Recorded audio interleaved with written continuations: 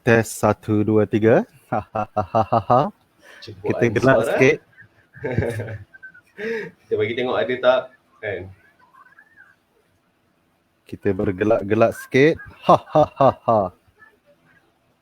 Kita nak bergelak. Kau nak bergelak di mana tu? Okey, boleh. Kita teruskan Baik.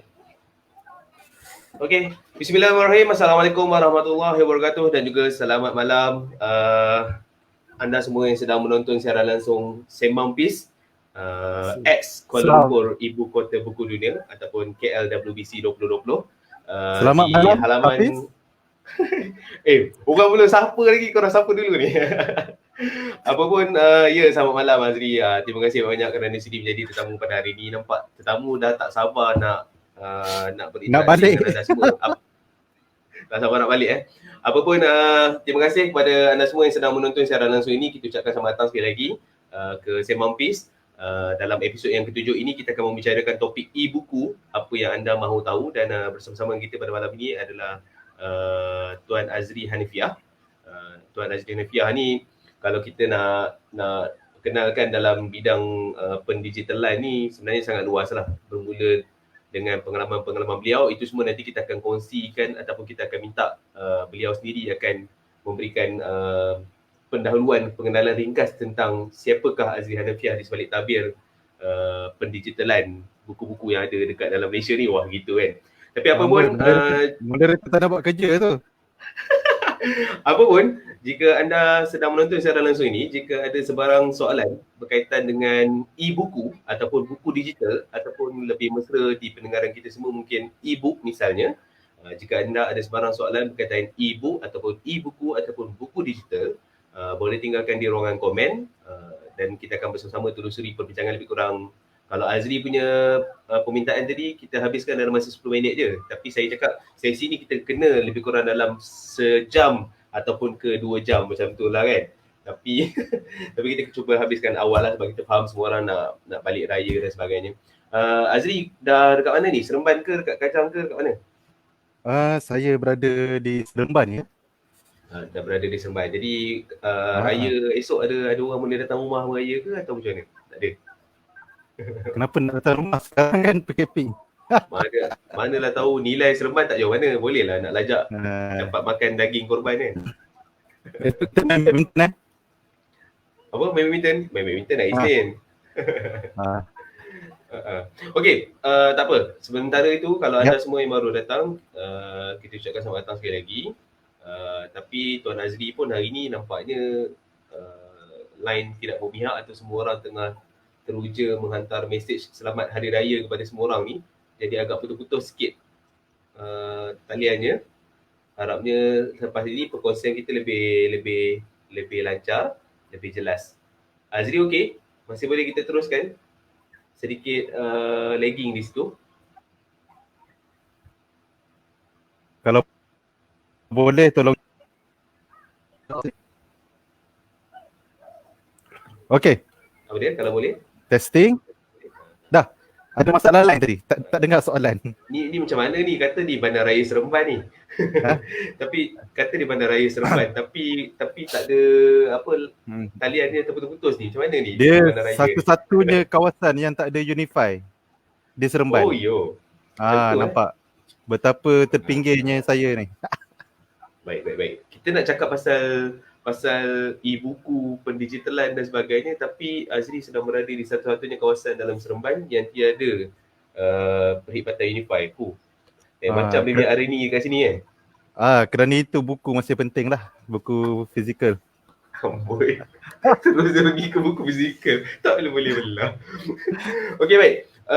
Pengenalan awal. Kita santai saja bersembang tentang e-buku, apa yang anda mahu tahu sempena Ibu Kota Buku Dunia 2020 ni. Jadi disebabkan topiknya adalah apa yang anda mahu tahu, Azri minta anda semua hujani beliau dengan pelbagai soalan berkaitan dengan buku digital supaya nanti kita dapat sama-sama telusuri, kita sama-sama dapat menjawab setiap pertanyaan yang tuan-tuan dan puan akan ajukan nanti Jadi apa sahaja yang tuan-tuan dan puan mahu tahu tentang e-buku, silakan. Nanti Azri akan cuba jawab seboleh mungkin.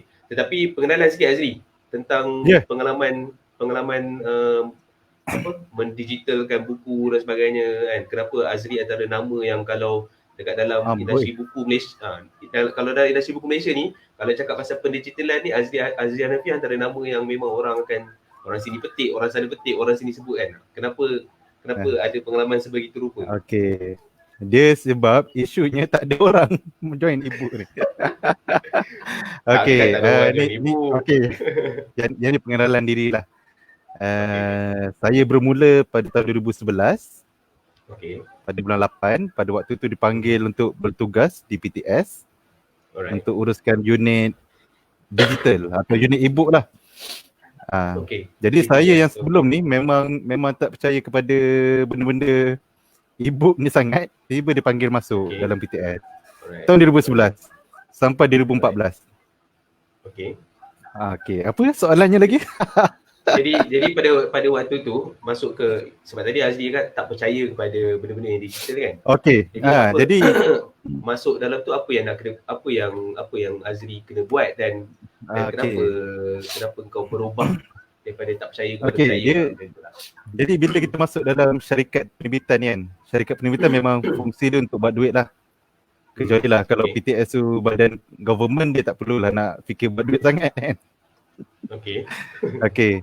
Jadi bila masuk unit e-book ni, tugas pertama dia adalah untuk set up flow dia. Macam mana supaya syarikat penerbitan konvensional atau tradisional macam PTS ni boleh buat duit melalui jualan e-book. Jadi pada waktu tu banyaklah idea dikeluarkan. Tapi kebanyakan idea tu disekat sebab kita nak kena follow industry standard yang pada waktu tu baru nak start di Malaysia. Dan pada waktu tu dia sebenarnya kalau kita nak jual, dia macam ni lah. Kalau kita nak jual e-book ni, semua penerbit dia dah ada file PDF kan. Campak je lah file PDF tu, jual lah file PDF tu kan. Tak perlulah nak EPUB kan, lepas tu tunggu ada e-book marketplace baru nak jual. Sepatutnya boleh buat macam tu, tapi sebab kalau PTS mula buat macam tu, penulis pun rasa takut juga, ni kalau orang pirate macam mana, kalau orang isu yang sama lah semua orang, dan dia takut penerbit lain tak follow. Jadi bila penerbit lain tak mengikuti langkah yang PTS buat, jadi dia macam berseorangan nanti. Jadi benda tu tak jadi besar. Jadi nak tak nak kita kena awal kan. Dia apa fungsi ataupun apa guna kau jadi pencetus awal tapi tak ada orang ikut. Kerisauannya adalah tak ada orang ikut lah, bukan sebab tak boleh nak menjadi pencetus sangat. Sebab lama-lama kita punya market Malaysia ni kecil. Market Malaysia ni kecil. Jadi kalau kau cetuskan awal pun, katalah follower PTS banyak tu je. Yang baca e-book memang ataupun yang baca e-book pun, kalau kita nak convert jadi pembaca e-book, banyak tu saja. Jadi andai kata penerbit lain tak ikut rentak, jumlah pembaca atau jumlah pembeli e-book tu tak tambah. Faham? Jadi kalau PTS orang bergerak ke depan, orang lain tak ikut, tak follow, tak gunalah. Jadi sebab tu kena ikut standard lah yang ditetapkan. Jadi kita kena, masa tu tahun 2011 baru ada satu e-book marketplace. Kemudian dia bertambah kepada 2, bertambah kepada 3, kemudian ada yang mati, melingkup. Kemudian bertambah lagi sampailah tahun 2000, hujung 2013 barulah Google Play masuk Malaysia. Jadi kiranya kalau ikutkan based on apa yang Aziz cerita tadi ni kan, awal-awal tu mungkin sebab tak ramai players yang nak masuk sekali dalam e-book punya trend ni, tapi pada akhirnya lepas tu sekarang ni semakin meningkat lah kan. Tak dinafikan semakin meningkat trend untuk mendigitalkan buku dan sebagainya. Tak dinafikan bila COVID ni baru ramai lah nak masuk kan. Tapi kan dalam kita tak sangka-sangka ataupun dalam kita rasa macam kita tak ikut trend dan sebagainya, which is saya sebenarnya which is agak terkejut jugalah sebab baru-baru ni bila Azli cakap pasal COVID contohnya kan, Pustakaan Negara Malaysia memiliki 13 juta lebih e-book yang boleh diakses secara percuma di Pustaka. E-Central pun ada beribu-ribu judul. Jadi dalam keadaan dari tahun 2011 sehingga sekarang 2020, dengan dalam 9 tahun, dalam keadaan yang Azli kata tadi tak mengikut standard sangat, ramai orang nak follow sangat pun, kita ada 13 juta lebih tu, macam mana boleh jadi macam tu kak? 13 juta lebih tu, adakah semua tu e-book lokal? Okey, faham. Yang sekarang ni yang kau nak cakap ni adalah e-book lokal lah. Okey, dan kemudian biasanya kalau dia sebut 13 juta lebih tu pun, katalah satu penerbit, yelah ni biasa penerbit luar negara, kalau dia jual ke library, dia bukan jual satu unit e-book. Maksudnya 13 juta tu bukannya 13 juta titles, 13 juta judul. Adakah dia judul ataupun jumlah unit? Katalah satu judul dia jual 100 access. Jadi kalau 13 juta tu bahagi 100 lah. Faham. Dan sebenarnya e-book luar negara ni banyak yang grade, saya panggil grade C punya e-book lah. Kalau baca pun rasa macam baik buang tepi sampah. Maknanya dia ada, menarik juga sebab tak pernah dengar lagi orang cakap e-book ni ada grade A, grade B, grade C kan. Jadi penggradean tu berlaku dalam dunia e-book ataupun kau sendiri yang bagi grade tu?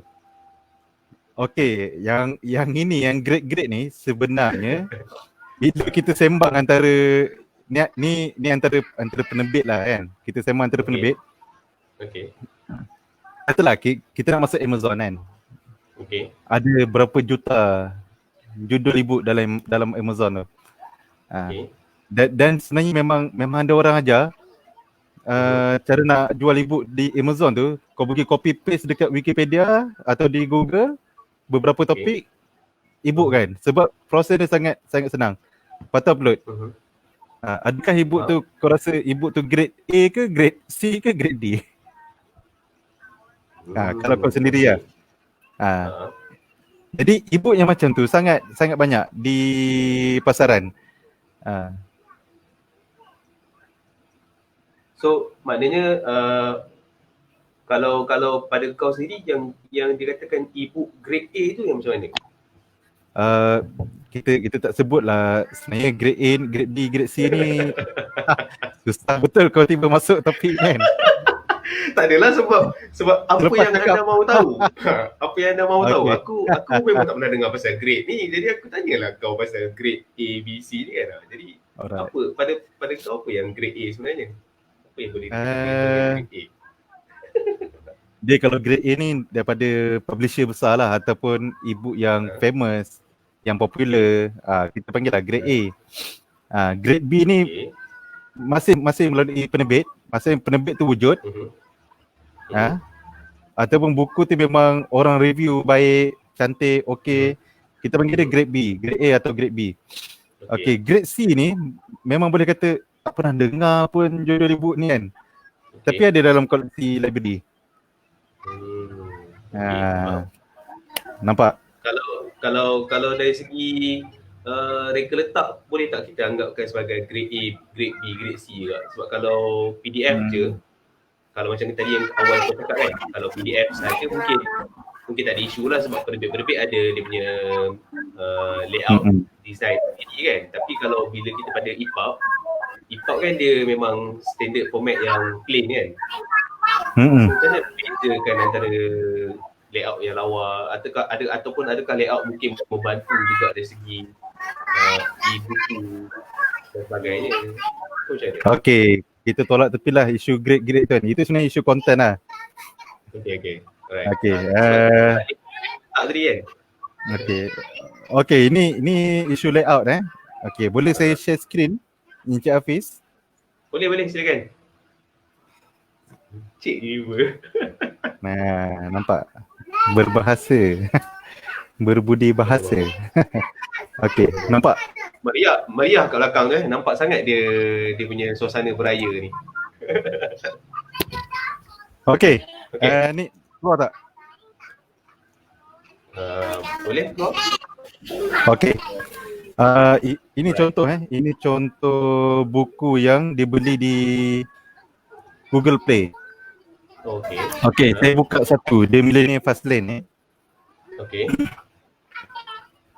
Kita bagi masa sikit sebab dia delay lebih kurang dalam like 10 saat untuk audience melihat juga. Okay.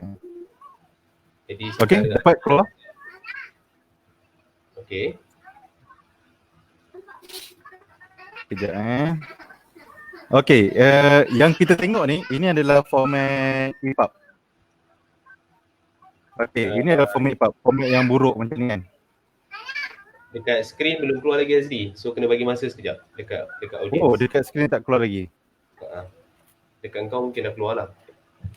Skrin mana yang tak keluar? Dekat aku dengan dekat audience. Dia masih lagi loading kat situ. Alright. Sekejap tuan-tuan dan puan-puan, mohon bersabar sekejap. Di skrin baru keluar. Azri nak tunjuk contoh kat kita berkenaan dengan tadi dah keluar Azri. Oh, dah keluar dah. Ni keluar balik. Sekarang ni dah keluar yang banyak-banyak ni. Okey, kejap. Tapi dekat audience belum lagi. Sebentar tuan-tuan dan puan-puan, Azri sedang cuba untuk menunjukkan kepada kita contoh e-buku dalam format EPUB Azri Ya, ini format EPUB. Okey, dah keluar. Silakan. Okey. Ini format EPUB. Okey. Kalau kita tengok format EPUB ni memang format yang simple lah. Dia kenapa dia panggil format EPUB supaya bila kita buka pakai telefon, dia akan follow skrin telefon. Bila kita buka pakai desktop, dia akan follow skrin desktop. Buka pakai iPad, dia akan follow skrin iPad. Jadi kalau kita nak besar kecilkan saiz pun boleh. Mohon bertenang anak-anak sekalian. Okey. Ni aku buka yang PDF. Maknanya yang PDF ni maksudnya yang apa tu? Yang memang layout yang dibuat oleh penerbit lah kan? Okey, kejap. Nak settlekan belakang ni. Tuan-tuan dan puan, ini cabaran-cabaran kita bila kita melalui fasa untuk dalam talian Jadi memang begitu suasananya. Nak pula kita di waktu nak beraya ni, jadi anak beranak semua berkumpul dan sebagainya, memang beginilah suasana yang saya rasakan sangat meriah sekarang ni. Jadi harap tuan-tuan dan puan dapat bersabar dan Tuan Azri dah pun kembali bersama dengan kita semula. Silakan Tuan Azri. Okey, nampak yang ni PDF format PDF. Okey. Alamak. Okey, ini. Apa beza antara yang ini dengan yang EPUB tadi? Yang dekat skrin audience belum keluar lagi. Kalau ikutkan dari segi beza antara dua, yang EPUB ni tadi macam yang tadi yang aku sebut awal tadi lah, dia plain kan, tapi yang PDF ni dia ada nampak bolehlah nak fancy sikit. Betul. Tapi mungkin kalau ada audience yang sedang menonton juga, kalau ada nak respons pun boleh juga, tinggalkan di ruang komen. Nanti kita akan kongsikan bersama kat sini. Tapi okey, maknanya kalau tengok pada pandangan aku tadi Azri macam itulah. Dia apa? Dia fancy satu lagi yang agak plain lah. Alright, betul. Okey. Jadi kita panggil, kalau PDF ni kita panggil dia fixed layout. Maksudnya kalau kita letak objek tu atau gambar tu pada belah atas atau belah kiri, dia tak akan berubah lah. Buka pakai telefon macam tu jugalah bentuk dia. Kalau yang PDF kita buka guna phone, dia ni lah, dia akan jadi dia tak ikutlah bentuk dekat dalam phone kan. Dia macam kita buka PDF lah. Okey, kejap saya buka dekat telefon. Keluar tak?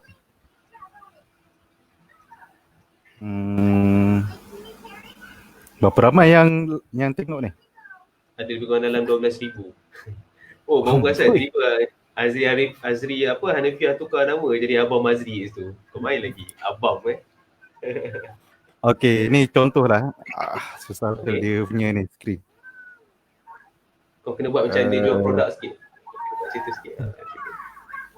Sekejap Sabar. Boleh, tak ada hal. Silakan. Aku nak rendahkan exposure dia. Oh tak boleh Tak boleh. Kau kena rendahkan light dekat phone kot. Tapi maksudnya dekat phone dia akan ikut sama jugalah kan? PDF tu. Betul. Cuma bila masuk dekat telefon PDF, yelah kalau ni kan, maksudnya kalau kita nak baca kita kena zoom in, zoom out, zoom in. Jadi benda tu tak seronok lah. Dan zaman sekarang orang mana buka laptop sangat. Kita lagi buka telefon. Jadi apa disebabkan buka telefon tu, maknanya kau rasa lebih sesuai kalau e-book tu dalam bentuk EPUB lah, sebab dia boleh sesuai di telefon, di tablet, di serta-serta di mana-mana praktik kita selesa nak guna lah. Betul. Untuk akan datang baik kita buat EPUB lah. Tapi kita kena korbankan kita punya cita rasa lah. Faham? Tapi untuk permulaan boleh lah kalau orang kata kalau penerbit misalnya, kalau penerbit kecil-kecilan awal-awal misalnya, dia dah ada bahan dan dia nak juga supaya masuk ke dunia e-buku ni, mendigitalkan konten yang dah ada. Sementara nak meng-EPUBkan buku dia, guna je lah PDF yang ada pun boleh lah kan? Betul. Kita jangan fikir EPUB salah-satunya format e-book. Format e-book ada banyak kan. Kalau ada PDF, kita letaklah PDF dulu. Tapi kita kena macam mana, sebab aku ada juga orang tanya kat ni dari segi PDF misalnya. Kalau kita bagi PDF yang kita dah sedia nak bagi dekat kilang cetak dan kita bagi dia dalam bentuk dalam bentuk ni lah kan, digital PDF kepada pembeli kita kan. So apa yang membezakan file yang kita bagi kepada kilang cetak dengan file kita yang bagi? Apa yang membezakan? Maksudnya macam mana? Sekejap. File sama, tapi maksud aku adakah itu akan memungkinkan orang untuk mencuri, memplagiat, menciplak dan sebagainya. Sebab kita nak bawa kepada soalan seterusnya tadi. So ada soalan, pasti ada soalan ni akan ada soalan berkaitan dengan pencurian ni kan. Okey. First yang saya tunjuk tadi e-book The Millennium Fast Lane tu, saya beli e-book tu masa dia guna format PDF. Tapi sebab buku tu susah nak jumpa kedai buku, jadi kita nak baca buku, kita kena bertahan lah. Kita nak baca konten dia kan. Setakat zoom in zoom out tu tak ada isu lah untuk peringkat awal. Kemudian selepas tahun lah diorang upload format EPUB. Dan automatik saya sebagai orang yang beli, dia akan dapat akses kepada format baru. Okey, isu cetak rompak. Isu cetak rompak ni memang tak boleh nak elak lah. Okey, kalau saya boleh kata dekat Google Play kita ada DRM, Digital Rights Management. Baru nak tanya DRM tu apa? Digital Rights Management ataupun kita panggil sistem security lah. Yang mana kalau orang tu download e-book kita, dia download e-book kita, dia tak boleh nak share e-book tu dengan orang lain.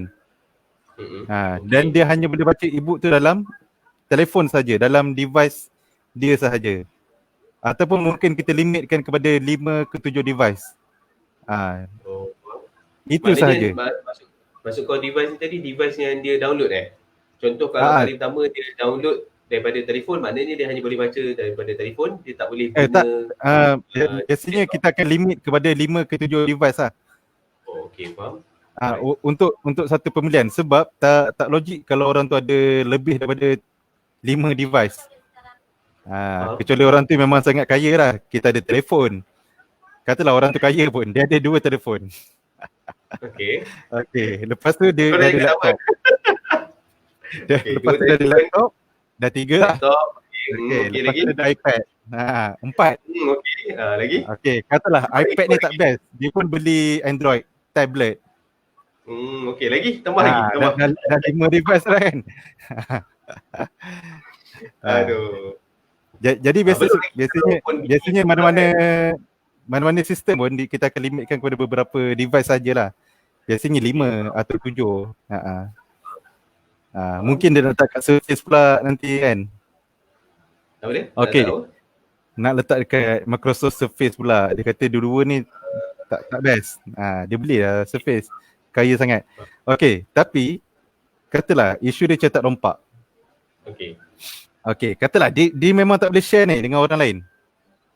Dia memang tak boleh share dengan orang lain. Tapi semua orang, semua telefon kita boleh, kita panggil apa? Screenshot.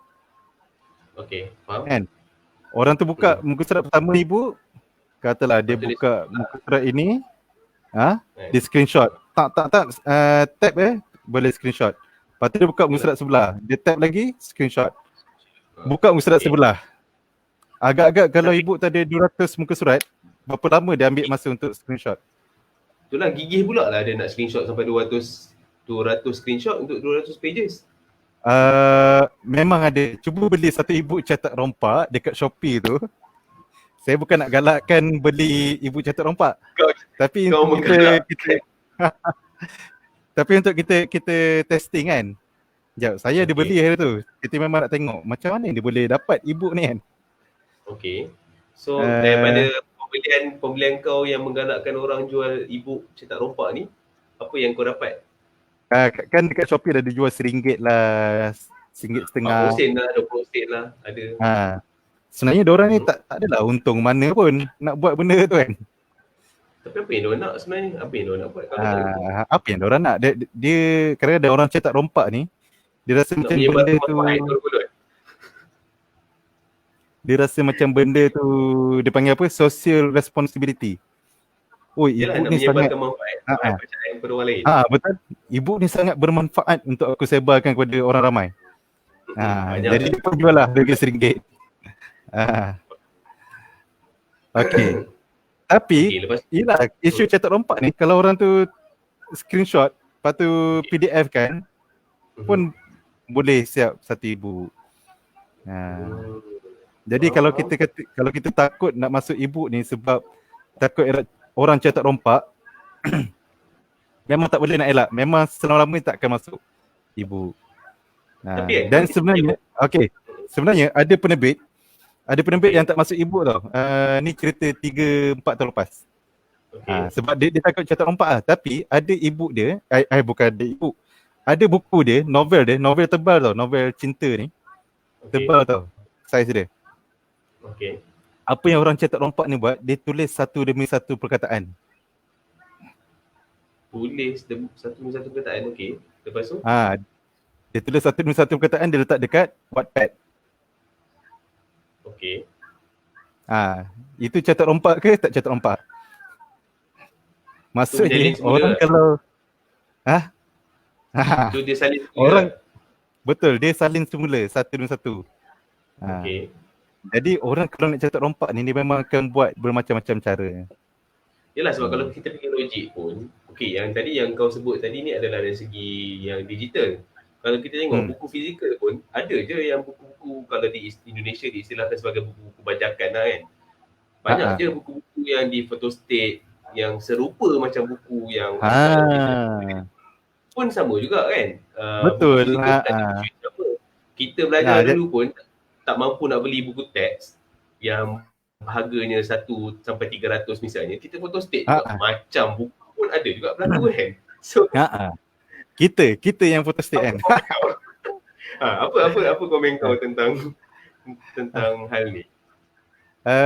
Dia itulah sebenarnya orang yang cetak rompak ni, memanglah kita rasa nak marah dia, kita geram kan. Tapi diorang buat kadang-kadang diorang macam tak tahu yang benda tu berdosa ke kan. Sebab diorang rasa macam diorang aku dah ada 20 orang beli e-book daripada aku pada bulan ni.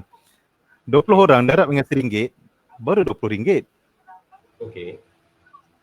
Jadi dia tak adalah untung apa pun dengan dia buat kerja screenshot, dia buat kerja type balik, tak adalah buat untung mana. Okey. Cuma diorang ni dia rasa macam dia dapat sampaikan kebaikan, dia dapat sampaikan manfaat konten tu kepada ramai orang. Husnuzon sungguh Tuan Azri Anisyah. Jadi kalau dia punya niat tu baik, kita message lah dia baik-baik. Tanya dia, tuan nak jadi saya punya agent tak? Agent ibu, saya sangat perlukan orang macam tuan ni. Kalau itu kalau kita message baik dengan dia lah. Kalau kita message tapi lepas tu dia tak respons balik, ataupun dia pula yang tiba-tiba marah kita balik, macam mana tu? Kalau nak senang kita report je lah kat Shopee kan. Tapi benda ni kalau kita report akan muncul orang baru. Kita report dia buka akaun lain. Benda sama je. Nanti kita punya energy ni hilang pada tugas report tu saja. Lepas tu buku lain tak siap. Baik, okey. Kita akan ada lagi soalan-soalan lain sebelum kita nak lebih jauh pergi sembang tentang hal ni. Dalam Azri kata dia 10 minit je, dah setengah jam juga. Okey, kita ajukan soalan daripada Tuan Zamri Mohamad. Kalau anda semua yang sedang menonton secara langsung ni, kalau ada soalan silakan. Tuan Zamri mengajukan pertanyaan, selepas 7 tahun usaha-usaha memperkenalkan format e-book dan pasaran ini ke Malaysia, apa perubahan paling signifikan yang berlaku dalam industri buku dalam negara sekarang? Silakan. Dahsyat soalan ni macam soalan TV. Belum lagi soalan-soalan kuih lain kan? Selepas 7 tahun Yalah, tadi kata 2011. So sekarang ni dah 9 tahun dah pun sebenarnya lebih kurang. Tapi kita berhenti di 2014 kan. Itu di PPS berhenti di 2014. Okey. Itu masih lagi terus sehingga sekarang. Okey, dia perubahan paling signifikan tu tidaklah nampak sangat. Okey. Cuma pada zaman-zaman getir macam bila berlaku COVID-19 ni, ada penerbit yang dia, tapi ni bukan penerbit besar, ni penerbit kecil. Ada penerbit kecil yang bila dia masuk e-book, dia rasa seronok ataupun dia rasa selamat sikit, dia rasa selesa sikit pada bulan-bulan yang getir ni, sebab dia dapat jualan daripada e-book, sale daripada e-book. Dan sale daripada e-book tu boleh kata dia tak keluarkan kos, kita panggil kos apa? Kos cetakan. Dan dia tak perlu pening. Katalah 1000 unit terjual. Dia tak perlu pening nak ulang cetak balik. Ni kalau aku ulang cetak ada orang beli lagi tak e-book ni? Dia tak perlu pening kepala fikir benda tu. Jadi tapi penerbit besar memang terkesan lah kan. Penerbit besar kalau untuk 30,000 pun sebulan daripada e-book, dia still rasa sakit. Berapa staff je dia boleh bayar gaji. Overhead dia still besar agak kan. Tapi penerbit kecil ni, dan ada penerbit kecil yang dah mula masuk ke Amazon, dah mula masuk ke Google Play. Dan ini menarik lah sebab selama ni saya cuba ajak penerbit Malaysia ni yang ada buku-buku bahasa Inggeris, masuklah Amazon jual. Tak perlulah tunggu orang nak licensekan buku kau baru kau nak masuk. Baru boleh gebang. Buku aku dah dijual di luar negara, tak perlu. Kita sendiri boleh jual terus ke luar negara. Okey, baik, itu respon pada soalan Tuan Zamri. Kita ada soalan daripada pustakawan dari Pahang ni. Sebelum tu ucap selamat hari raya. Dan sebelum tu Tuan Amir Syazlin dia ucap selamat hari raya kan kepada kita. Selamat hari raya Amir. Dah selamat ke? Bersedia untuk mengorbankan diri sendiri esok? Tiba-tiba kan. Amir tanya soalan, walaupun teknologi e-book semakin berkembang, tapi data menunjukkan penggunaan buku bercetak lebih diminati oleh pengguna perpustakaan. Ini sebab Tuan Amir Syazli ni pegawai di Perbadan Perpustakaan Awam Pahang. Jadi sebab tu dia ada data tentang penggunaan perpustakaan ni. Adakah pengguna masa kini sedia untuk berubah, terutama pasca COVID-19? Kalau berdasarkan data library, maksudnya yelah kalau diorang seronok baca buku fizikal, kita teruskan belilah buku printed kan. Cuma buku e-book ni biasanya bila kita panggil apa, ketiadaan akses kepada buku fizikal tu. Contoh, Contoh saya nak cari, saya pergi kedai buku, saya tanya kat kedai buku, tuan ada tak buku tajuk buku ni? Kedai buku tu kata, ni kalau ni sekarang tak ada, tapi kalau nak order ambil masa 2 minggu. Kan? Yalah dia bagi order luar negara, shipping sampai Malaysia mungkin 2 minggu ke sebulan lah baru sampai kan. Tapi saya nak baca benda tu sekarang. Jadi itu kita panggil ketiadaan akses pada waktu yang diperlukan lah. Jadi pada waktu tu lah yang diperlukan e-book. Ataupun contoh orang pergi ke library, dia nak cari tajuk buku tu tak ada. Tapi dia tengok dalam senarai e-pustaka tu ada tajuk e-book tu. Jadi dia buat pinjaman e-book. Jadi biasanya orang pinjam e-book ni atau pembaca buku ni dipinjam e-book bila tajuk buku yang dia nak baca tu tak ada dalam bentuk bercetak. Dan kebanyakan penerbit besar yang dah hidup 10 tahun, 20 tahun. Okey. Contoh macam Hafiz Latif lah. Buku kau 8 tahun lepas kau cetak lagi tak? Tak dah setakat ni, tapi adalah permintaan untuk dibeli kan. Cuma dah tak ada dalam ada permintaan untuk dibeli tapi kau tak mampu, bukan tak mampulah. Kita nak cetak je kalau tak mampu. Ataupun nak cetak ni, kalau cetak sikit tak berbala lah kan. Okay, jadi kita sediakan dalam format e-book. Biasa format e-book ni dia untuk menggantikan bila buku bercetak tu tak berada atau susah nak dapat akses kepada buku bercetak. Peralihan. Okay, faham? Sebenarnya kan, secara tak langsung dengan Nazri kan, aku sebenarnya agak bersyukur juga dengan perkembangan teknologi yang kita berada dalam fasa perkembangan teknologi tu kan. Maksudnya kalau boleh nak tengok dari segi macam pada pandangan aku sendiri, misalnya pendigitalan ni sebenarnya sangatlah membantu untuk menyelamatkan buku-buku yang lama, yang dah hampir rosak dan sebagainya. Jadi bila kita digitalize benda tu, dia secara tak langsung sebenarnya kita menyelamatkan buku-buku tersebut daripada dimamah oleh anak-anak, rosak, langsung tak boleh nak akses macam itu sebut tadi. Dimamah sekarang? Yelah, dimakan anak-anak lah kan, ceritanya. Okey, tapi kan bila cakap pasal akses tadi, sebenarnya adakah dengan e-book kita juga memberikan akses ataupun capaian yang lebih luas kan? Maksudnya kalau contoh tadi buku fizikal, kita bukan nak menidakkan capaian buku fizikal tidak boleh sampai ke seluruh pelosok dunia, tetapi dari segi apa sebenarnya yang boleh membuatkan capaian dalam bentuk e-buku ni, buku digital ni boleh lebih luas berbanding dengan buku fizikal. Kalau mungkin Azri boleh tambah sikit. Okey, satu yang pertama soalan dia kita nak capaian tu lebih meluas lah. Meluas tu sampai tahap mana? Cuba kau define sikit. Taklah, contohlah kalau katalah buku fizikal kalau kita terbit, contohlah kalau Negeri Soal kita terbitkan, kita mungkin main dekat dalam Malaysia je dahulu contohnya. Okey. Alright. Bila ada lah permintaan daripada mungkin Singapura dan sebagainya, okey kita boleh post, tapi ambil masa, kos untuk pengeposan dan sebagainya. Jadi betul. Okey. Kita punya kekangan sebagai penerbit bila kita nak mencapai atau nak merentas negara, nak merentas dunia kan, ke negara-negara lain ni. Yang pertama capaian kita pada bahasa kan. Jadi kalau buku kita bahasa Melayu, kita boleh jual buku kita ni kepada negara-negara yang ada pembaca buku bahasa Melayu lah. Contohnya Singapura, Brunei, Indonesia kan, tiga negara. Yang kedua, kekurangan kita kepada ialah kalau kita nak jual ke sana, kena fikir transport dia atau logistik dia. Ataupun ni kalau nak jual di Singapura, mungkin kita print di Malaysia ataupun lagi jimat print di Singapura terus. Ataupun kalau nak terbit di Indonesia, kenalah deal dengan orang di sana kan.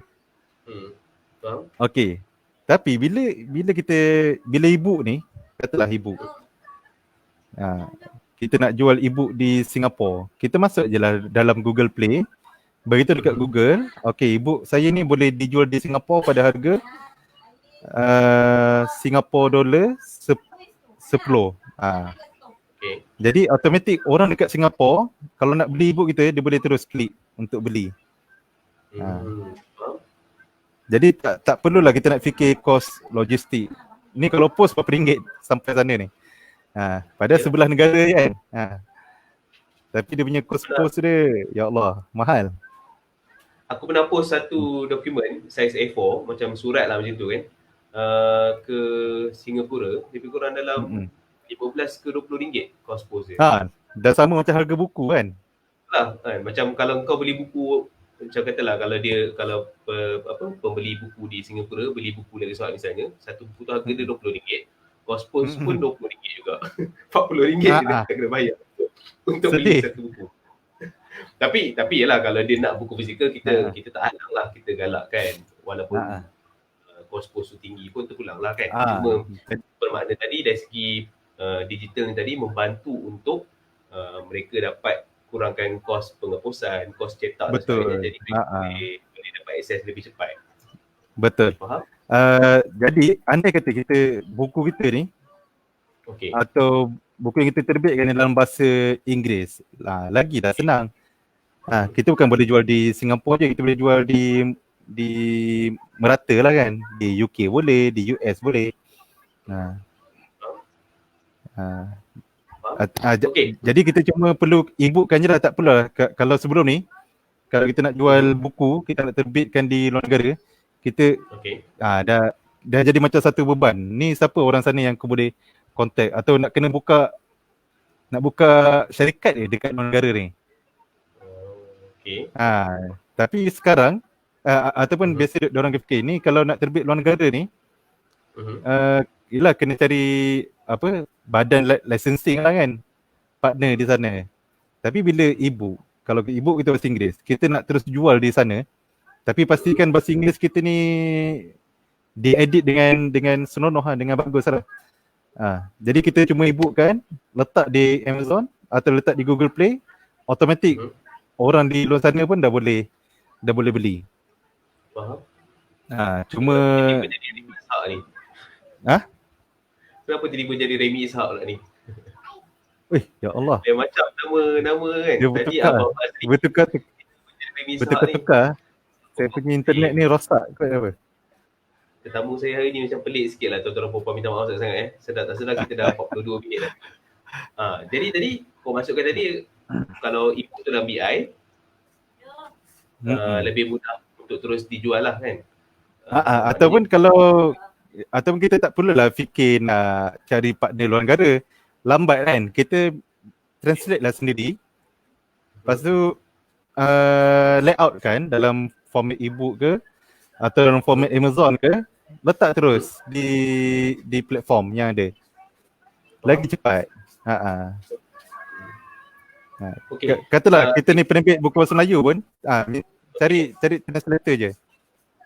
Cari translator betul? Kita ada banyak penterjemah yang boleh buat kerja-kerja terjemahan dalam BM ke bahasa Melayu ataupun BM ke bahasa Melayu, BM ke bahasa Inggeris ke bahasa Melayu pun boleh juga sebenarnya. Ada banyak yang kita boleh buat. Cuma isu bahasa Inggeris ni besar lah. Contoh bahasa Inggeris US tak sama dengan, yalah dia punya feel dia, kalau baca novel penulis bahasa yang di US dengan di UK lain sikit feel dia kan. Tapi kalau dia punya gaya bahasa dia lain. Yalah, tapi kalau kita, as long as kita menggunakan bahasa Inggeris yang standard tu, rasanya di mana-mana pun boleh jual. Boleh lah. Tapi kita kena fikir cara marketing lah bila main di padang yang terbuka ni kan. Sembang pasal pemasaran ni nanti topik yang lain lah, insyaAllah kan. Kita kembali pada topik berkenaan dengan e-buku.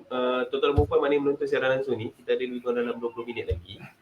Ya Allah, 20 minit lagi. Kalau ada pertanyaan apa-apa, silakan. Selain daripada pertanyaan yang mungkin tak berkaitan dengan e-buku seperti yang Zulhafi tanya ni, takbir raya start pukul apa? Dia tak takbir lagi. Orang takbir dari subuh dia. Itu semua soalan-soalan yang belum berkaitan dengan e-buku, tak apa. Tapi kita raikan semua soalan-soalan ni. Terima kasih kerana sudi bersama-sama kita pada malam ni. Okey, soalan seterusnya. Bila cakap pasal e-buku kan, tak dinafikan lah. Kalau macam contoh, macam kalau kita waktu kecil dulu, kita lebih mesra dengan buku fizikal. Tapi kalau anak-anak masa kini, anak-anak zaman sekarang ni, pastinya peranti macam telefon, bimbit, tablet dan sebagainya lebih mesra, lebih dekat dengan mereka kan. Jadi dari segi pendigitalan ataupun e-buku juga mungkin sedikit sebanyak akan dapat membantu sistem pembelajaran ataupun sistem pendidikan anak-anak zaman sekarang ni lah. Betul. Ada Azri mungkin nak respons kat situ, mungkin pengalaman anak-anak sendiri ke membaca e-buku dan sebagainya. Anak saya dia tak, yelah nak baca buku lagi belum lagi lah untuk level dia. Okay, baru nak ajar membaca kan. Okay. Tapi dah banyak main board game kan? Dia main board game lah. Dia, yelah, bila sembang digital ni, kita bukan sembang pasal e-book je.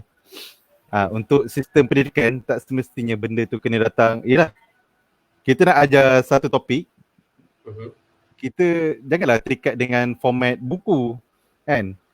Maksud terikat dengan format buku ni, kalau format buku tu ya buku printed, kita nak digital kan, kita cuma fikir benda tu untuk berubah dalam format, yelah, masuk dalam komputer, automatik dah digital kan. Tak, kalau format tu boleh diajar dalam bentuk video, lagi senang faham, buat dalam bentuk video. Kalau format tu lagi senang faham, dia buat dalam bentuk animasi. Buat dalam bentuk animasi. Faham? Jadi maknanya apa saja bentuk digital, kita bukan cakap soal buku saja, tetapi apa saja dalam bentuk digital yang boleh membantu sistem pendidikan dan sistem pembelajaran boleh diguna pakaikan untuk anak-anak kita lah kan. Macam tu. Dia digital ni sebenarnya untuk bantu kita, boleh kata apa?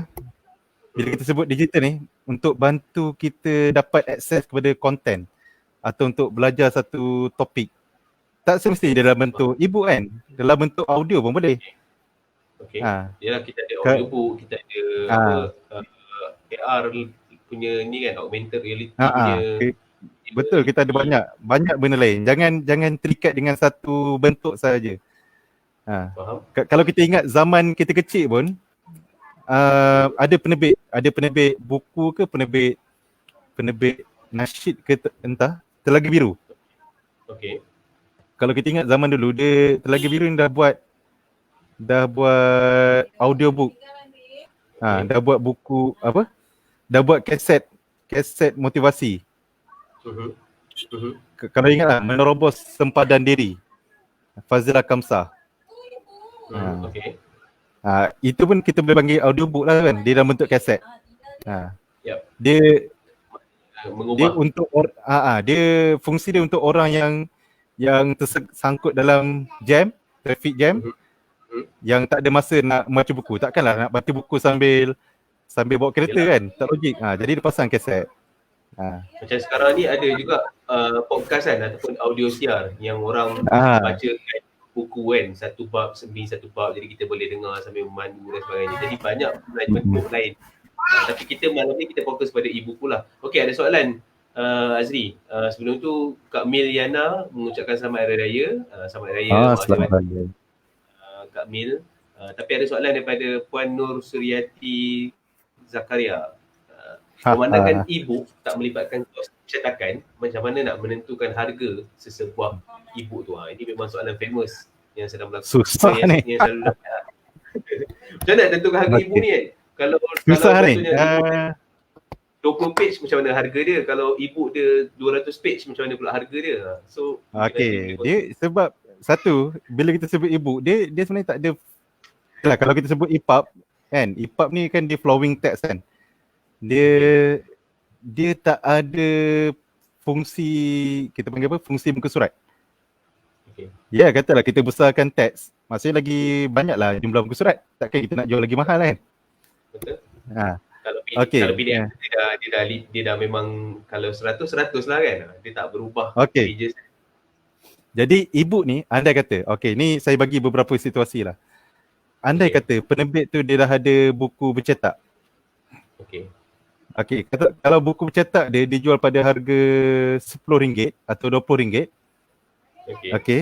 Bila nak masuk e-book, biasanya kita akan buang kos cetakan. Kos kilang.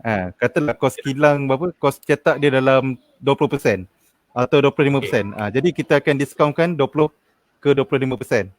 Itu untuk penerbit yang dah siap cetak buku fizikal, dia masuk ke dalam e-book. Sebab kita nak bagi kegembiraan lah kepada orang yang dah beli buku bercetak, kan? Dia tengok buku bercetak dia harga RM20. Oh, e-book lagi murah. Jadi RM16. Ataupun kalau macam tu tak logik lah e-book tu untuk dijual pada harga yang lagi mahal atau pada harga yang sangat rendah, kan? Okey, itu situasi pertama. Situasi kedua untuk orang yang self-publish, yang dia terus terbit e-book.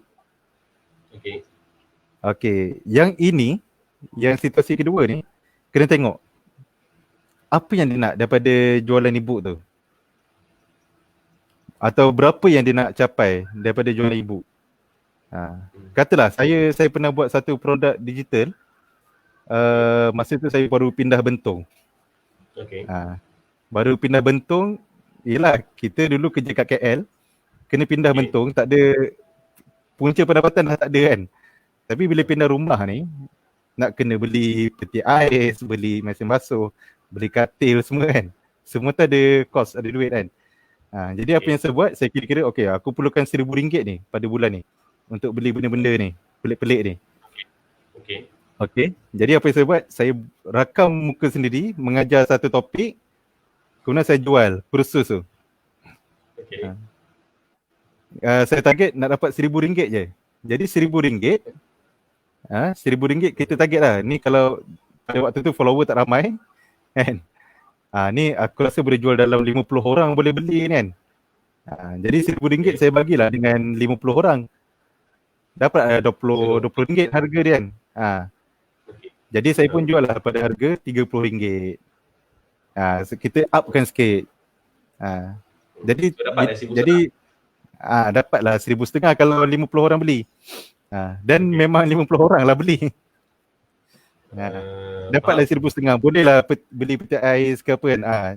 Yang tu maksudnya bila situasi kedua ni kita sendiri yang tetapkan kita nak berapa ringgit atau apa yang kita nak capai. Ada orang dia buat e-book, dia bukan nak capai jumlah duit ni sangat. Dia nak capai, yelah dia nak bina credibility dalam satu topik, satu bidang, kan. Bila nak bina credibility ni ada banyak dia punya strategi dia. Contoh, saya pada tahun 2017, saya baru tahun 2016 ke 2017 saya jadi ejen takaful. Okey. Dia kalau ejen yang baru first year ni, biasa orang bila jumpa orang kita tanya, "Tuan dah berapa lama jadi ejen takaful ni?" Kan? Takkanlah kita nak jawab setahun. Memanglah kita baru setahun jadi, kan. Jadi apa yang saya buat satu e-book soal jawab takaful, saya bagi free sebelum orang tu datang jumpa. Saya bagi free sebab saya nak bina credibility sebelum dia datang jumpa. Padahal kita baru first year ni, kan. Jadi bila saya bagi free tu, biasanya orang akan pandang, oh, orang yang menulis adalah orang yang pakar dalam satu bidang. Dan sejak tu penulis adalah orang yang pakar dalam sesuatu bidang tu lah. Sejak tu, setiap kali saya jumpa orang, dah tak ada soalan. Tuan dah berapa tahun dalam industri dalam industri takaful? Jadi selamat untuk saya jawab, saya baru setahun, tuan. Soalan tu dah tak muncul lah. Itu salah satu, itu nombor 2.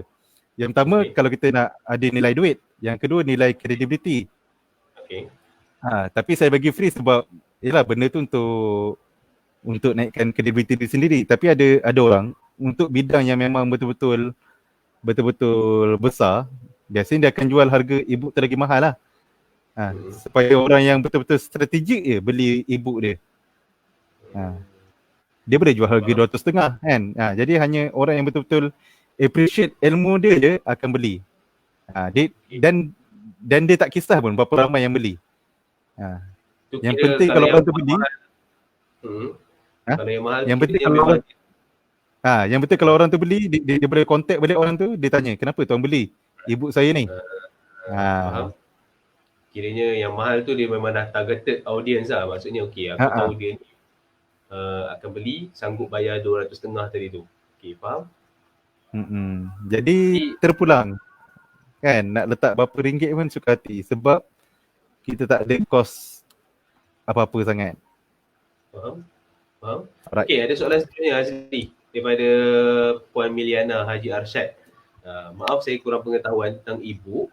Apakah advice untuk saya jika berminat nak cuba-cuba buat e-book sendiri?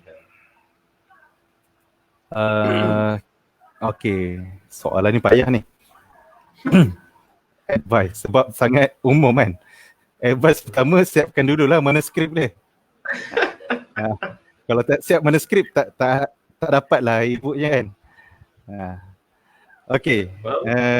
Dia proses dia sama macam terbit buku sendiri. Siap manuskrip, kita hantar kepada designer layout untuk buat PDF ke, untuk buat EPUB ke. Kemudian kita terus kita hantar kepada designer untuk buat cover. Kemudian kita compile kan, kita boleh jual terus. Dia punya flow dia lebih kurang macam buku bercetak, cuma tak ada masuk kilangnya. Kilang untuk printing tak ada. Itu je. Macam mana Azri? Nak suntik minat tu? Nak suntik minat. Okay. Tapi sebenarnya nak siapkan manuskrip ni pun payah. Ada kawan saya tu, dia punya novel dia 5 tahun lepas, ke 7 tahun lepas kau punya novel lama. Bila suruh tulis novel baru dah tak boleh dah kan. Ada dalam bank idea lah. Bank karya. Tahu ada idea je. Nak tulis ni susah kan. Okay, jadi sini yang tentang perempuan, okay. Jadi dia yalah, katalah kita payah nak buat manuskrip. Saya pun sama. Jadi apa kita buat, saya ambil telefon, saya rakam je muka sendiri mengajar satu topik. Ataupun kalau tuan yalah yang tu untuk benda yang non fiction, kita boleh buat semudah tu lah kan. Kita rakam pakai telefon, ambil whiteboard, kita ngajar. Lepas tu kita jual. Itu pun dah boleh dikira produk digital. Kita letak dalam Google Drive.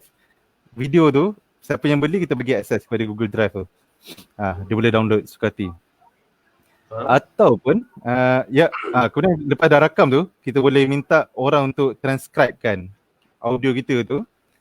Transcribe dia maksudnya dia akan type balik. Apa yang kita sebut tu, dia akan type satu demi satu. Dah transcribe, kita tengok balik, kita hantar kepada penulis untuk tuliskan balik, bagi cantik, susun balik. Untuk olah semula. Olah semula. Baik. Ada soalan seterusnya Azri, di hujung-hujung sesi kita ni ada soalan seterusnya daripada Puan Maizatul Nakiah Zulkifli. Jika publish e-book perlu mohon ISBN macam buku fizikal? Perlu. Perlu dan tidak. Okay, perlu dan tidak. Perlu ni kalau kita nak jual di e-book marketplace. Tidak ni kalau kita nak jual sendiri. Nak jual sendiri maksud kita jual di Facebook kan. Ataupun kita jual di grup WhatsApp ke apa kan. Tak perlulah kita nak apply ISBN.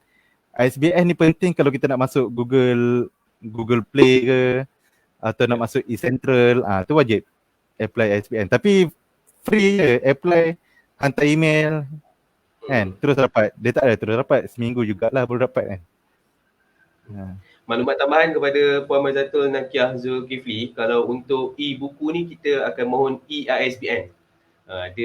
Dia ISBN jugalah tapi dia panggil je e-ISBN. Jadi kalau buat turun borang di laman Sesawang Perpustakaan Negara Malaysia, ada di bahagian borang tu ada ditulis e-ISBN, boleh letakkan di situ.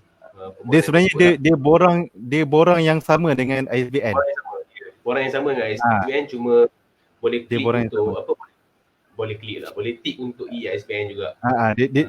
Dia biasa kalau ISBN ni kita nak apply untuk hard cover, ISBN lain. Nak apply untuk soft cover punya buku pun ISBN lain. Jadi biasanya kita akan letak dalam kurungan hard cover version atau e-book version. Jadi biasa orang ISBN tu dia akan faham lah. Ni tajuk topik tu mudahnya bercinta, edisi hardcover. Mudahnya bercinta, edisi ISBN e-book. Jadi biasa orang ISBN tu dah akan bagi dua ISBN berbeza lah. Sebab setiap versi ni ISBN dia akan jadi berbeza. Dia tak boleh pakai ISBN yang sama untuk buku bercetak yang soft cover dengan e-book. Tak boleh. Tapi pakai borang sama je. Betul.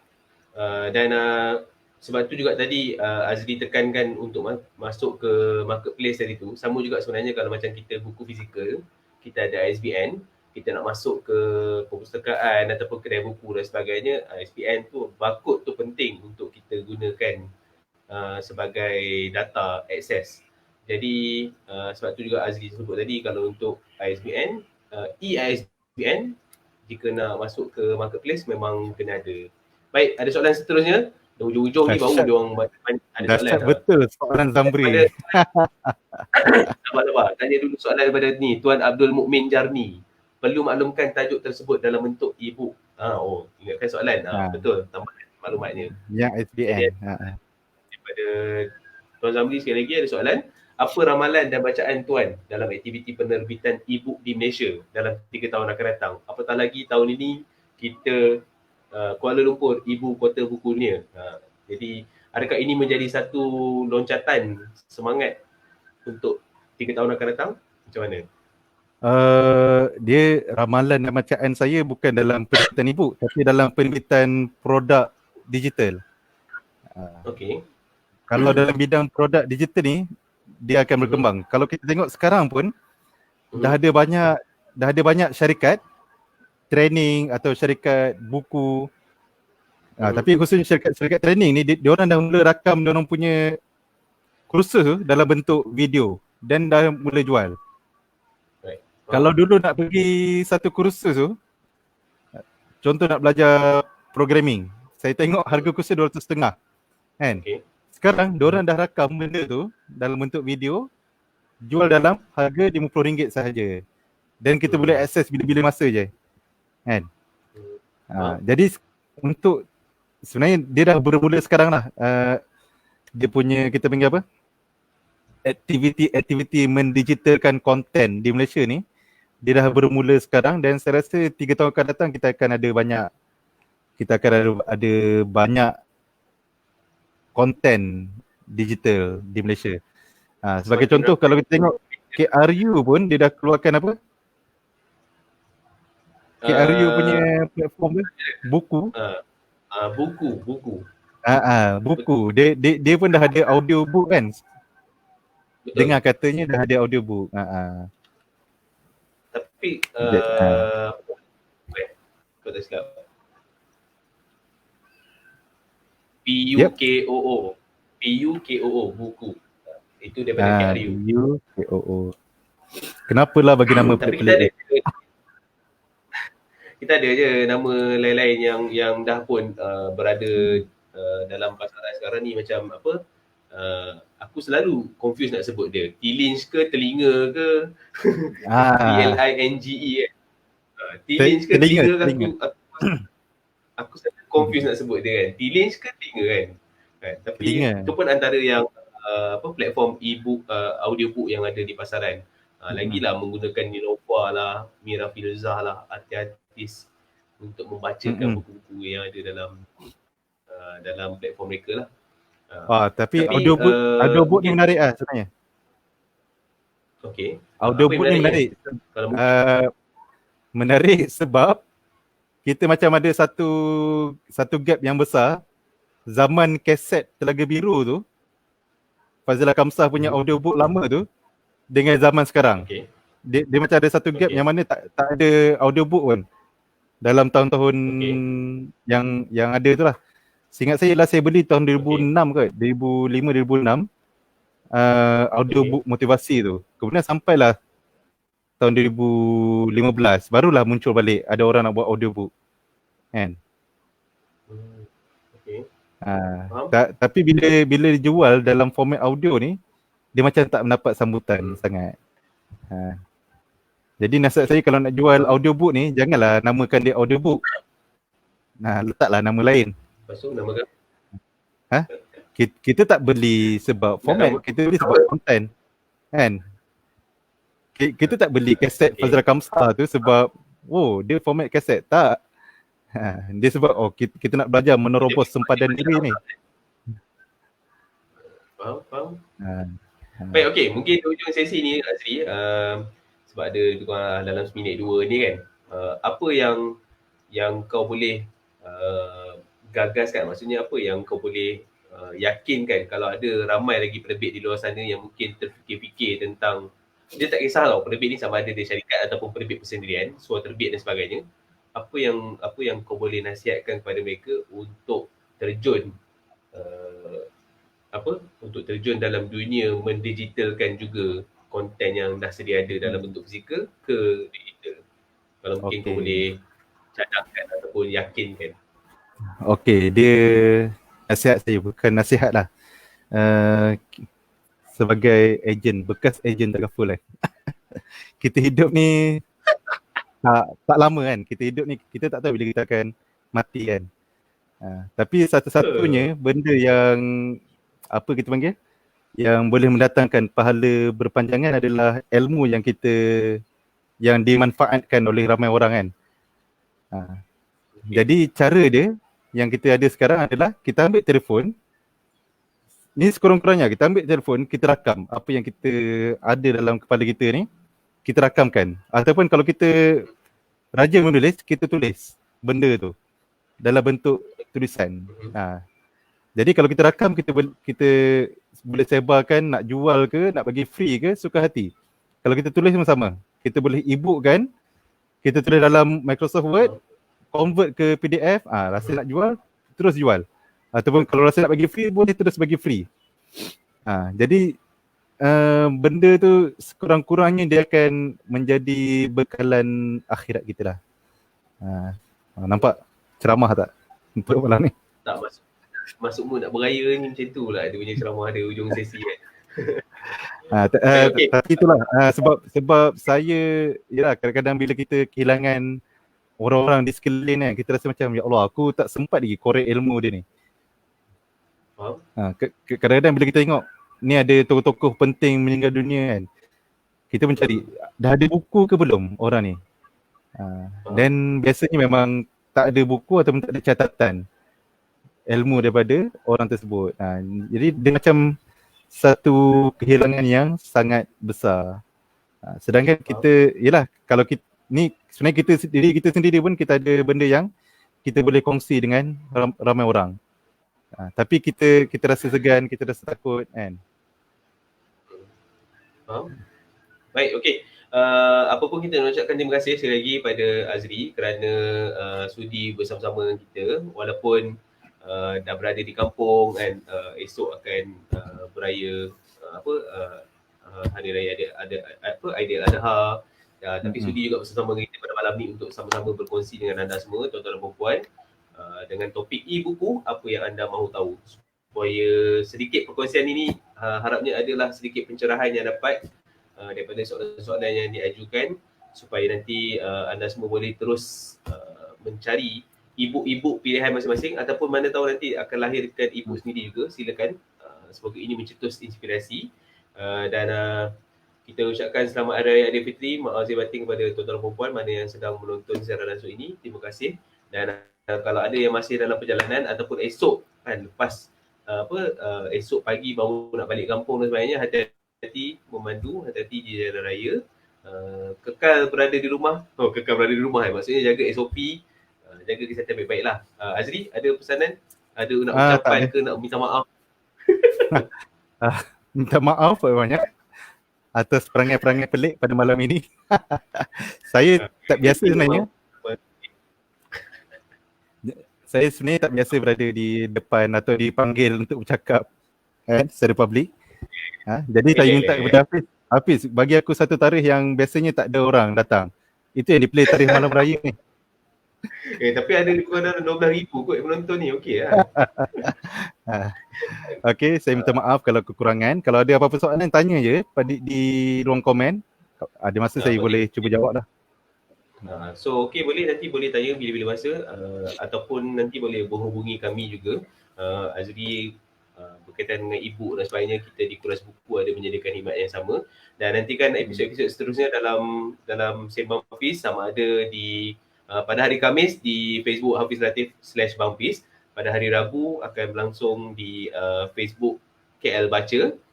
Jadi anda boleh tonton Sembang Fiz di KL Baca pada hari Rabu ataupun di sini di Hafiz Latif atau Bang Fiz pada hari Khamis. Jadi terima kasih sekali lagi atas sokongan anda semua. Semoga episod-episod akan datang juga memberi manfaat. Jumpa lagi dengan waktu. Assalamualaikum warahmatullahi wabarakatuh dan selamat malam. Bye-bye. Okey, saya nak tarik je tak? Tarik tak? Macam tu kan. Okay, bye.